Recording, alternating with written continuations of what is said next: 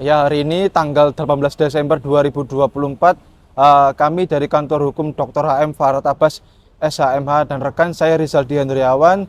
Hari ini saya datang ke Polda Metro Jaya untuk memberikan keterangan di Polda Metro Jaya atas dugaan tindak pidana penipuan dan penggelapan yang dilakukan oleh Giri Saputra. Hari ini saya diperiksa atas laporan tersebut gitu. Adapun yang kita sampaikan di dalam keterangan di kepolisian terkait perbuatan Giri Saputra yang di tanggal 12 Oktober 2024 telah melakukan penipuan terhadap klien kami yaitu Agus Salim, di mana dia mengiming-imingi akan dananya kembali.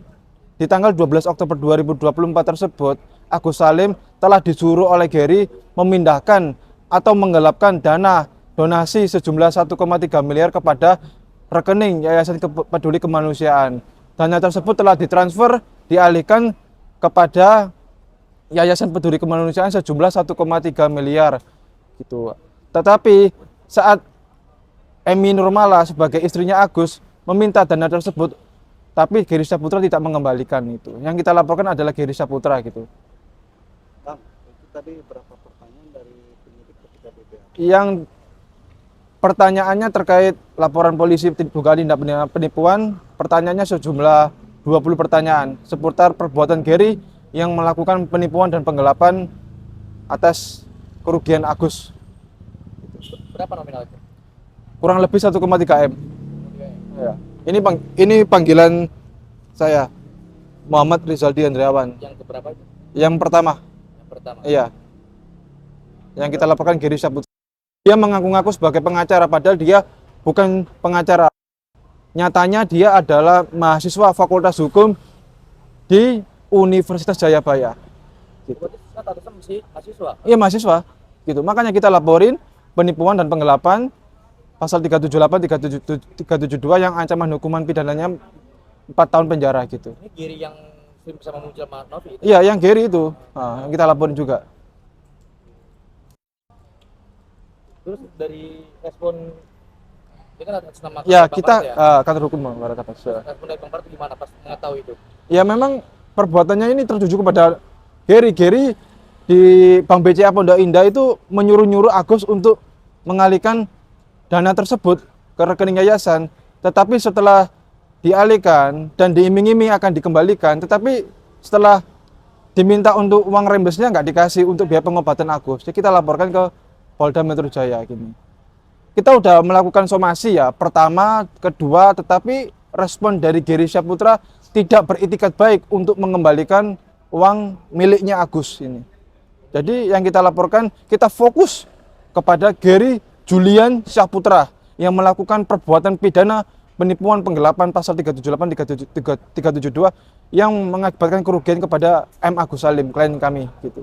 Bang, sedikit ditarik sedikit ya. Nah. Kok bisa dana itu bisa nyampe ke situ? Gimana?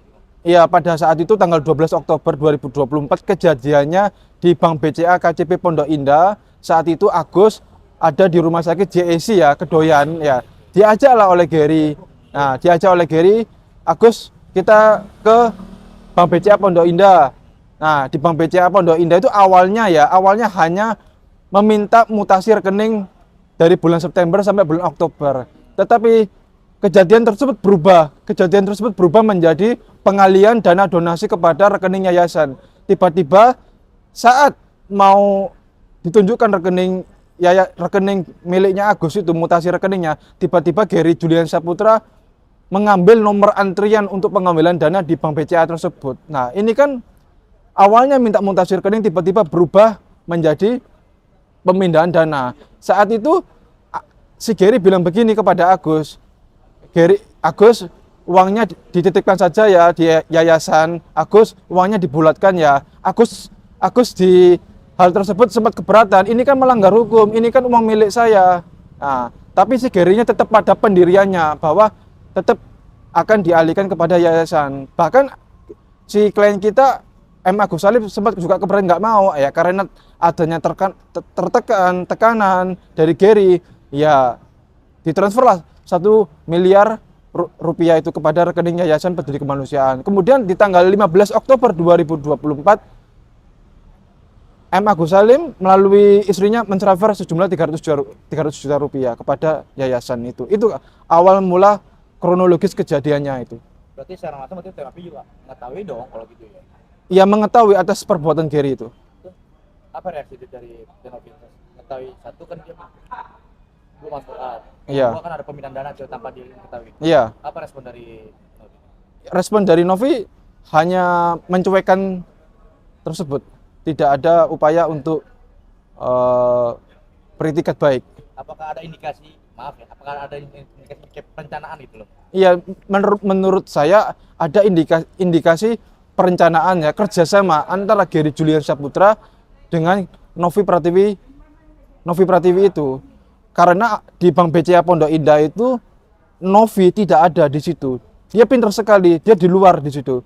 Di luar TKP Bank BCA Pondok Indah hanya Gary Julian Saputra bersama M. Agus Salim dan Emi Nurmala itu.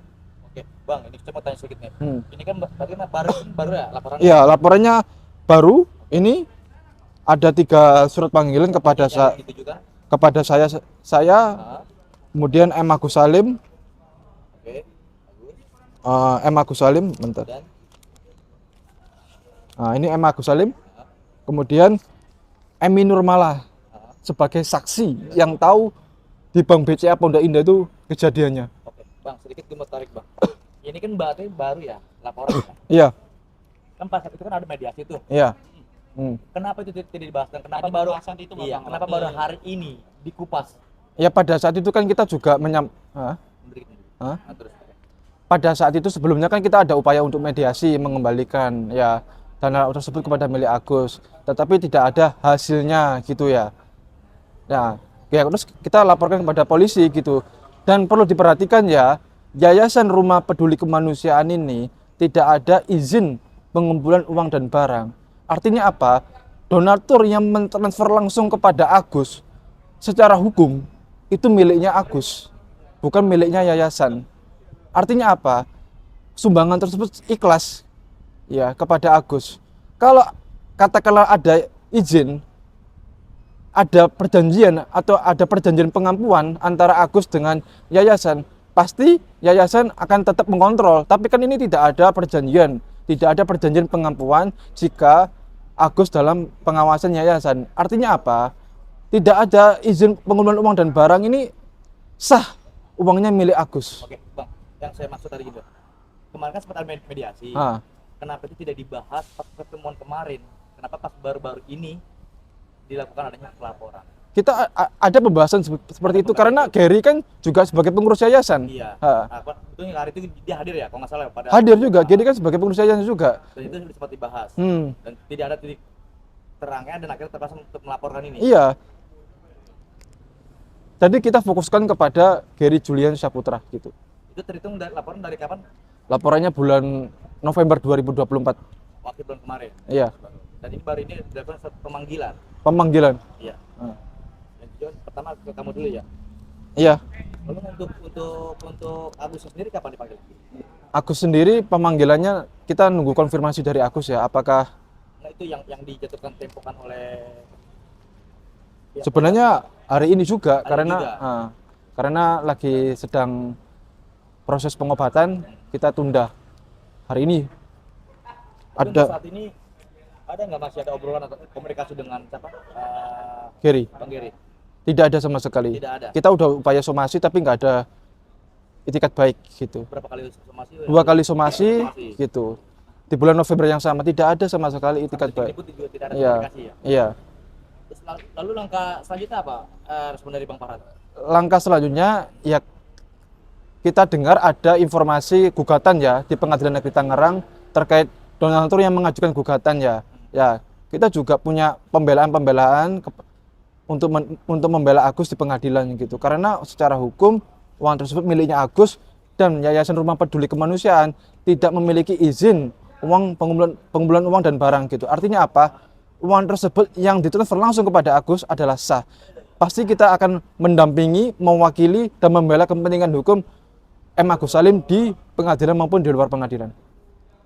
Gitu. Lalu nanti untuk berarti itu kapan lagi nanti yang akan kemari? Untuk pemanggilan selanjutnya kita usahakan Agus hadir minggu depan. minggu depan. Minggu depan.